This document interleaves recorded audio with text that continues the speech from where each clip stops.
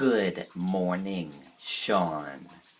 A bird caused thousands of Unitil customers to lose power Monday evening, officials say.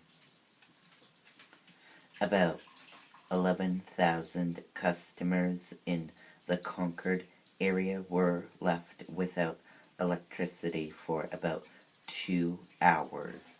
Grocery stores and restaurants went dark when the outage began at around 5:15 p.m. and crews were immediately dispatched.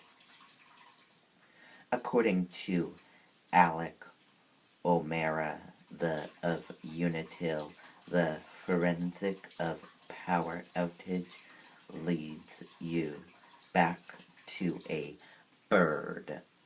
O'Mara said the bird managed to make contact with two phases or separate lines at the substation, which sparked a fire at the pole that spread to the ground.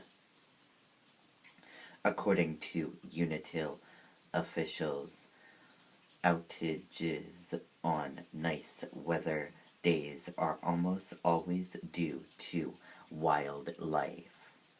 O'Mara said the reason this outage was so widespread was all due to its location.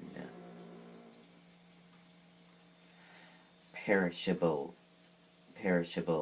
became an immediately concern for workers at the Shaws at Fort Eddy Plaza, but the store managed to stay open. Its normal grocery store. Expect your shopping half in the dark.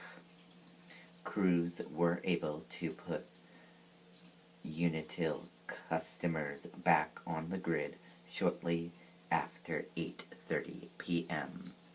Reporting live here outside the substation in Concord, New Hampshire, I'm Riley King for WMUR News 9. Sean, back over to you.